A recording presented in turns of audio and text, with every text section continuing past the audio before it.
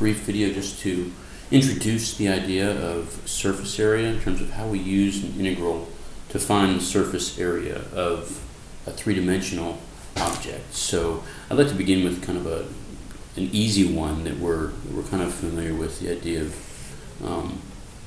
a cylinder. So let's say we have the x and the y axis here, and we just take some function, some constant function, we'll call it y equals c. All right, and if we just rotate it around the x-axis, all right, we end up with a cylinder. And the question is, how do we find the surface area of a cylinder? So this is an idea that we're kind of already familiar with. So one way to think of this is, I know there are formulas and you're probably familiar with them, but I just want to go over this simple example to kind of motivate how we would do it when we don't have a constant function like this, when we have a function that's curved. So one way to think about this is I can take a slice or kind of a band from the middle of this thing. All right, so we kind of take this piece out, and notice it's hollow, right? It's not a disc. It's like a slice, that has some thickness to it, kind of a band that we can take it out of here, and then we can unfold it. All right. So if we kind of take this, if we just kind of maybe cut it, say right there, and unfold it, we get something. We get this band that looks like a rectangle. All right. So if we can figure out what the lengths of these two sides are of this rectangle, then we would have the surface area of this piece right here, and then we could just add up all the surface areas along our entire cylinder to get the surface area of the cylinder. And in this case, this is, so this isn't open. There's no ends on it, so we don't have to worry about the surface area on the end. All right, so let's first think about the distance around. Well, that's just the circumference, right? So the formula so if we kind of cut this and unfolded it this way, then the circumference would be the long side, and that would be 2 pi r. But notice y equals c, that actually is our radius. So so it's actually 2 pi c, whatever this constant is, that's what our radius is. And along here, we can just call that L, but that's just kind of the length, right? So it's just a slice, so this would be a slice of length L, and so the area then would be 2 pi c times L. All right, and then we would add all those up. That's kind of our summation notation to say that we would add all of those up. Now, let's look at an example that's not a cylinder, all right, and kind of extend that idea. So let's say we have, I don't know, something that it's more curved, all right, so this is some function f of x, looks like it maybe could be square root or something like that. But nonetheless, we have this curve, and we are going to rotate it around. We have kind of the curve reflected here below the x-axis, and again, remember, this is hollow. We're just thinking about the area on the outside of this. All right. So again, we use kind of the same idea. We cut a band in this thing, something like this, and remember it's hollow, so it's just kind of this band that runs around it, right?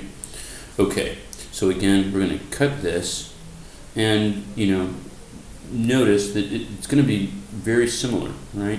What's our radius? Well, the radius for any of these slices is going to be the function value. That will give us the radius.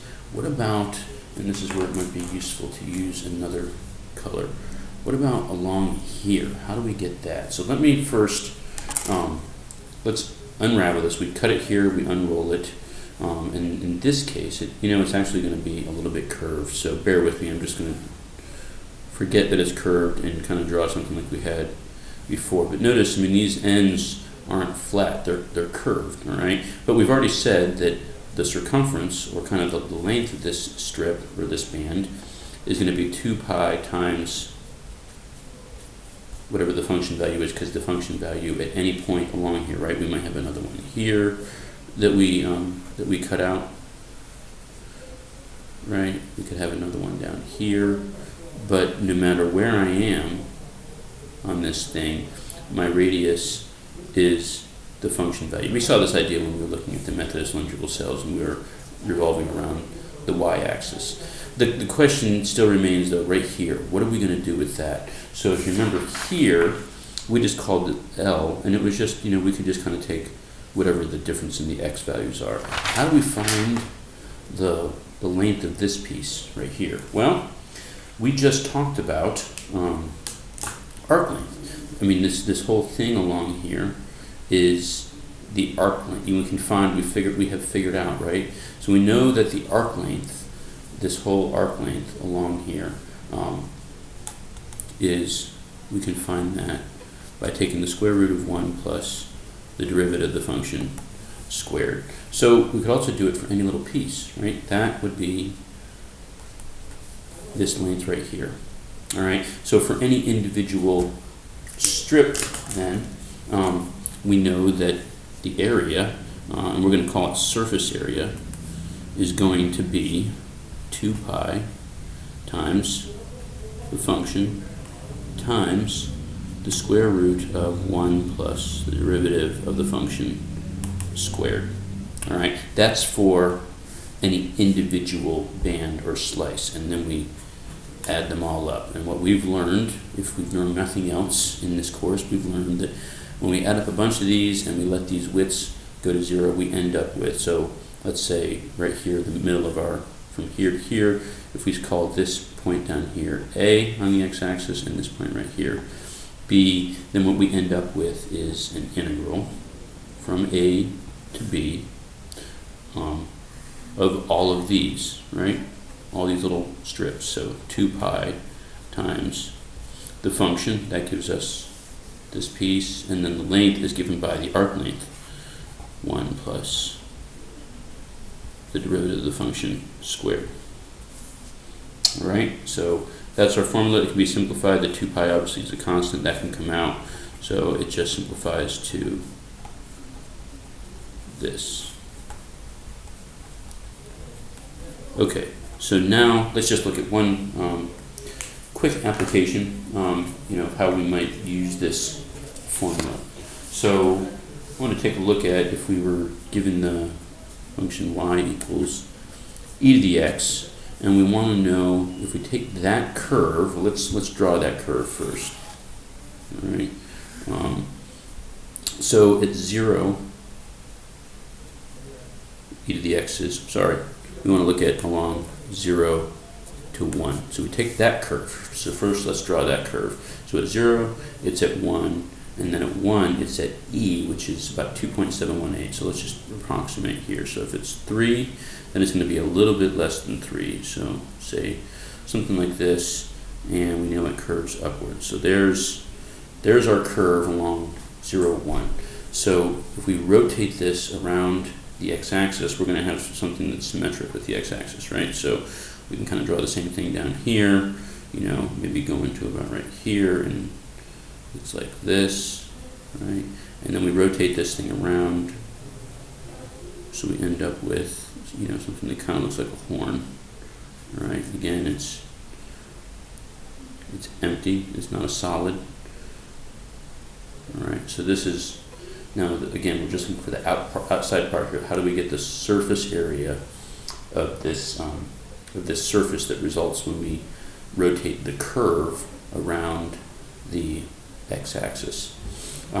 Okay, so we know the surface area, we know the formula, just see it again, right? And in this case, we know our bounds are going to be 0 to 1 because that's what we have right here. And actually, I'll go ahead and put the function value. It's going to be e to the x, right? Square root of 1 plus the derivative squared. So the derivative, of course, of e to the x is e to the x. That was easy. All right, and then we want to square that, so that's e to the x squared. And anytime we have the power raised to a power, we multiply, right? So that is e to the 2x. So e to the 2x, all right, dx. Now, similar with, there are ways to do this by hand, but it gets pretty messy. So what I would suggest is that you use your calculator. Just be careful putting these things in, that you put them in correctly. And if you do that, so for this piece right here, for this integral, you would get 3.65. You multiply that by 2 pi, right? And you would get something that's about 22.94. All right, so that's just an example of how you would use the surface area formula to find the surface that results when you take a curve and revolve it around the x-axis.